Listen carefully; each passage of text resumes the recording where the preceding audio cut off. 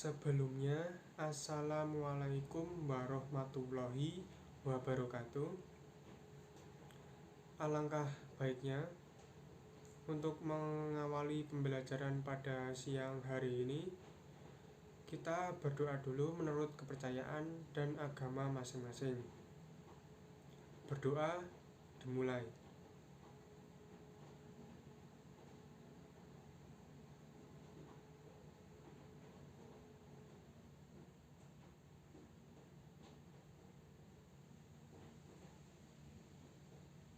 Selesai. Bagaimana kabarnya anak-anak? Bapak harap kalian sehat selalu dan dalam lindungan oleh Tuhan Yang Maha Esa. Untuk penyampaian materi pada siang hari ini, Bapak harap yang pertama, peserta didik dapat menelaah konsep dunia kerja. Yang kedua, peserta didik dapat menyusun rancangan sehubungan dengan materi yang disampaikan. Yang ketiga yaitu peserta didik dapat membangun kesiapan bekerja dan mampu bersaing dalam proses pekerjaannya ke depan. Bagaimana untuk mengawali pembelajaran pada siang hari ini? Apakah anak-anak siap? Bapak harap anak-anak siap untuk mengikuti pembelajaran pada siang hari ini. Untuk materi pada siang hari ini yaitu memahami dunia kerja. Apa itu memahami dunia kerja? Yaitu manusia sejak lahir hingga meninggal selalu melakukan kegiatan apa yang disebut dengan belajar. Dengan kata lain atau istilah long life education. Dengan melakukan kegiatan tersebut, maka manusia akan memperoleh beberapa keuntungan. Sebab pada dasarnya belajar adalah suatu kegiatan yang dilakukan oleh seorang individu yang mana setelah melakukan kegiatan tersebut, individu tersebut itu akan memperoleh pengetahuan baru, ilmu baru, keterampilan baru, dan lain sebagainya. Oke, langsung saja untuk slide berikutnya yaitu konsep dunia kerja, yaitu tinggi rendahnya tingkat pendidikan seseorang akan mempengaruhi tingkat kualitas dunia kerjanya.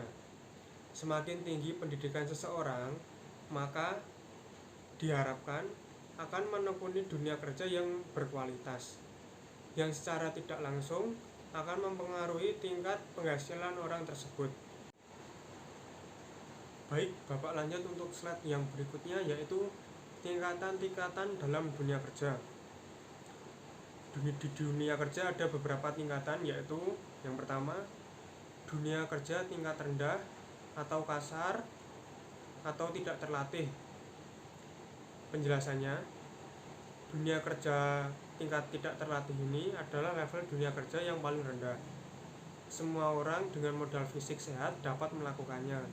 Untuk mendapatkan kegiatan atau pekerjaan tersebut dalam level dunia kerja, ini tidak memerlukan ijazah yang tinggi. Tanpa ijazah pun tidak menutup kemungkinan sudah dapat meraihnya. Jenis tenaga kerja ini secara tidak kasat mata yaitu terlihat dari berat beban kerjanya, yang kadang-kadang harus disertai dengan taruhan nyawa. Dunia kerja level ini sangat memperhatikan karena beban kerjanya berat namun penghasilannya kecil.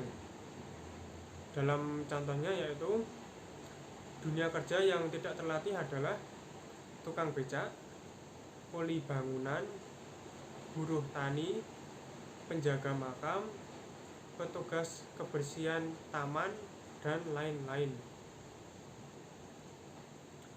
Untuk yang kedua yaitu dunia kerja tingkat terlatih. Untuk penjelasannya yaitu hanya saja individu yang duduk di level terlatih ini sebelum bekerja mendapatkan pelatihan atau training dalam waktu yang relatif singkat, sehingga diharapkan dapat bekerja sesuai harapan. Untuk menduduki level ini, maka diperlukan ijazah formal tingkat yang rendah, misalnya ijazah SD, SMP, dan tidak menutup kemungkinan SMA dan SMK. Secara umum, tingkat pendapatan dunia kerja ini lebih baik dibandingkan penghasilan dunia kerja tingkat tidak terlatih. Untuk pekerjaannya yaitu contoh-contohnya, yang pertama penjaga toko, pelayan mal, pelayan rumah makan, kasir di pertokoan, sopir, tukang las, operator pabrik, dan lain sebagainya. Yang ketiga yaitu yang terakhir dalam tingkatan di dunia kerja, yaitu dunia tenaga kerja profesional. Maksud dari dunia tenaga kerja profesional yaitu dunia kerja profesional pada dasarnya adalah level dunia kerja yang diperlukan dengan kualitas tertentu untuk meraihnya. Untuk memasuki dunia kerja profesional ini dibutuhkan persyaratan yang tidak semudah level dengan tenaga kerja rendah ataupun terlatih. Untuk menduduki dunia kerja profesional ini dibutuhkan level pendidikan tertentu. Dalam melaksanakan tugas atau kerjanya dalam dunia kerja profesional, relatif tidak dibutuhkan tenaga secara fisik yang berlebihan. Seperti halnya dunia pekerjaan di level rendah, tetapi dibutuhkan pemikiran atau intelektual yang tinggi. Dari segi finansial, dunia kerja tingkat profesional lebih baik dibandingkan dunia kerja tingkat rendah dan tingkat terlatih. Untuk contoh dari dunia kerja profesional yaitu melainkan dokter, yang pertama dosen, guru, pilot, pengacara atau advokat, jurnalis, arsitek, dan lain sebagainya. Dari paparan di atas, kita semua dapat mengambil suatu pemahaman yang mana bahwa keberhasilan pendidikan sangat erat hubungannya dengan kesempatan meraih kesuksesan dalam dunia kerja yang akan datang. Kita semua menyadari bahwa hidup itu pada dasarnya adalah pilihan. Pilihan yang kita inginkan semuanya ada syarat dan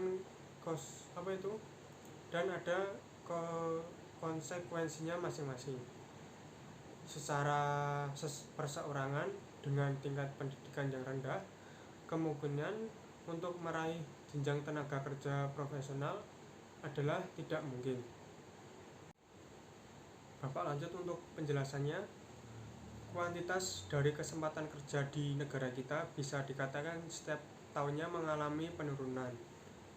Hal tersebut berbanding terbalik dengan kuantitas para pencari pekerjaan yang setiap tahunnya mengalami peningkatan. Jadi, bisa dikatakan bahwa lapangan pekerjaan yang tersedia semakin langka dan sulit untuk didapatkannya. Hanya orang-orang dengan kualitas atau kualifikasi tertentu saja yang bisa dengan mudah untuk mendapatkan pekerjaan. Salah satu kualitas atau kualifikasi tersebut yaitu menyangkut rendahnya kualitas atau jenjang tingkat pendidikan para pencari kerja.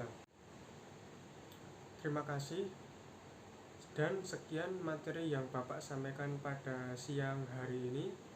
Semoga materi yang Bapak sampaikan ini bermanfaat untuk anak-anak kedepannya dalam memahami dunia kerja. Terus untuk tugas, anak-anak nanti mengisi hasil evaluasi pembelajaran melalui Google Form. Untuk link Google Form-nya nanti akan Bapak taruh di deskripsi video ini. Untuk nanti yang belum paham mengenai materi memahami dunia kerja ini,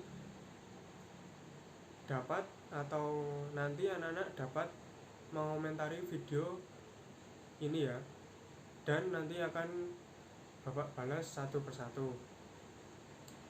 Sekian materi yang Bapak sampaikan. Wassalamualaikum warahmatullahi wabarakatuh.